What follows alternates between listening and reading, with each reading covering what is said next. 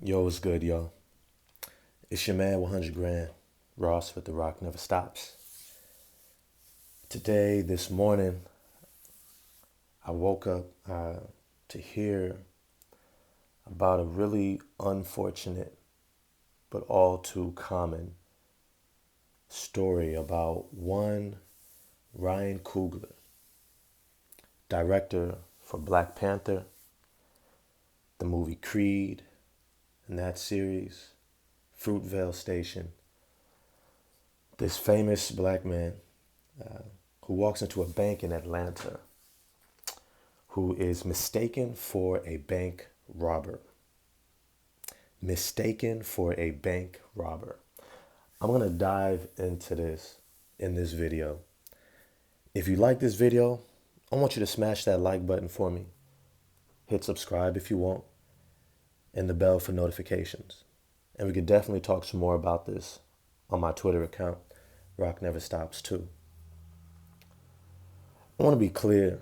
I'm a huge proponent of not trying to isolate sports from everything else. And this video is not about sports, but it's to say I know most of you probably know my channel for the basketball content that I post. But we have to also understand that we don't operate in a vacuum as if nothing else is happening around the world. And one of the things that I'm going to dive into today is this idea that racism and discrimination, prejudice, stereotyping, and most importantly, I think in this situation, this term implicit bias is not something that is exclusive to any group of people. There's no one race, culture, ethnic group, community that we can hang the hat of racist behavior, prejudicial behavior on. And I want to say this because as we dive into this story, one Ryan Coogler walks into a bank in Atlanta, Georgia, a highly black populated community.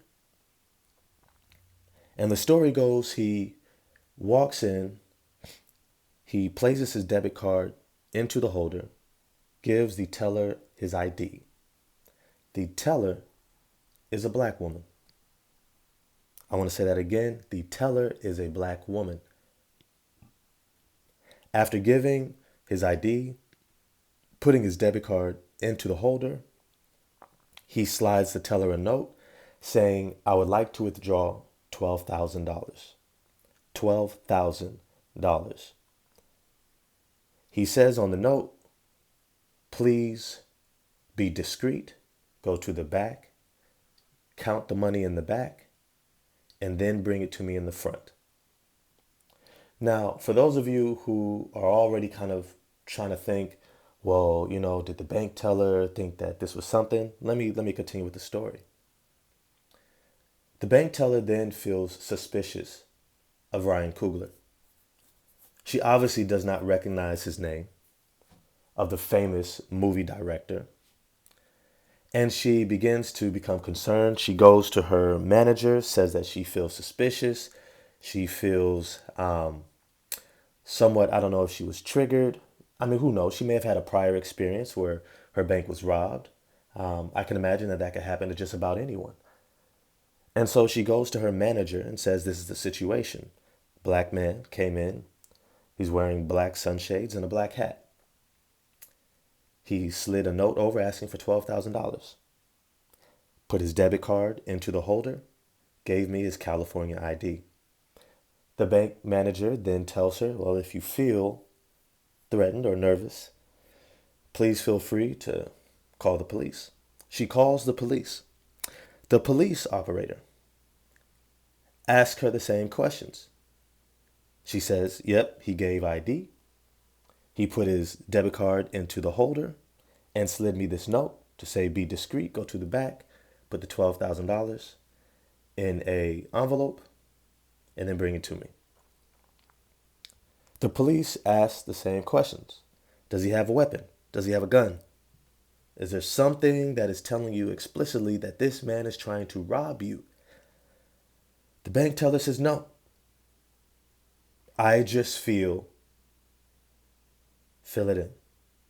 Afraid, insecure, uncertain.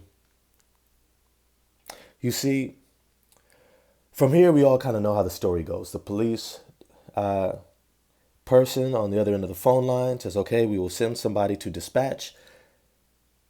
The police arrive. They handcuff Mr. Coogler.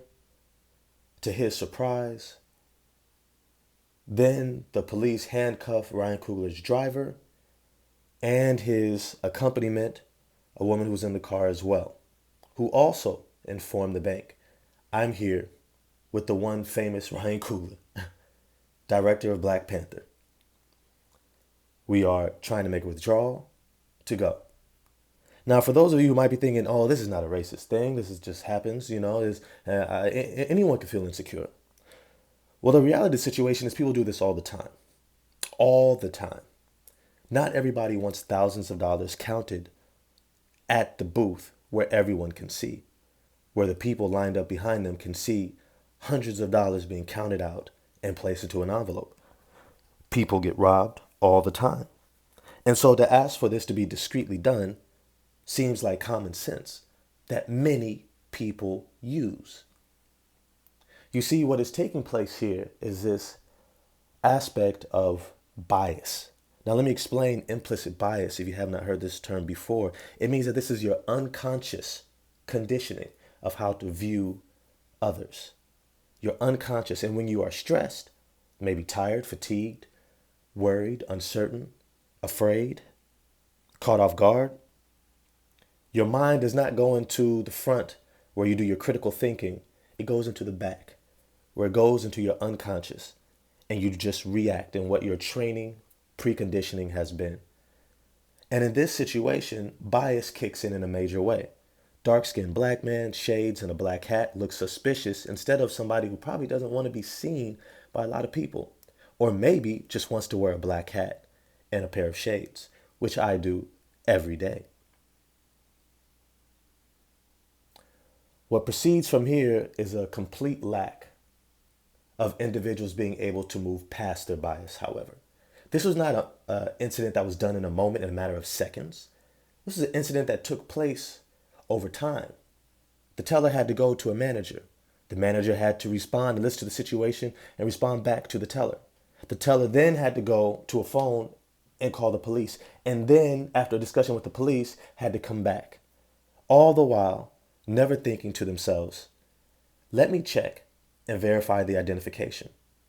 Or did that not even matter? Did it not even matter that he had more than enough money in his bank account? An overwhelming amount of money in his bank account. That he had sufficient identification. That he had his debit card. She did not think this man was trying to be discreet. She did not assume the best. And this is where prejudging comes in. Prejudice. The prejudging of a black man asking for $12,000 and trying to look discreet, look suspicious.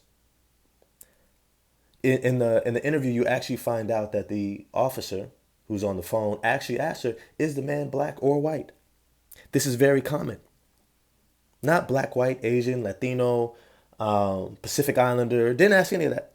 Black or white. Because apparently this is significant. There's a difference. And then stereotyping comes in. A black man will send an officer over immediately who will proceed to put him in handcuffs, his driver in handcuffs, his accompaniment in handcuffs. Now, since then, Bank of America has apologized, and we all know how it goes. My bad, we'll do some training. But the reality is all of us have been conditioned. All of us operate in prejudice. And how we move through these biases is not by ignoring it or castigating it on any particular group or community, but by looking inside of ourselves and say, how can I grow and how can I be better? And I'm hoping that from this video, each of us begins to ask those questions so that we become better, so that we don't become the next person to do this to our own community. If you like this video, smash the like button, hit subscribe and the bell. And I'll holla at y'all on Twitter. Peace.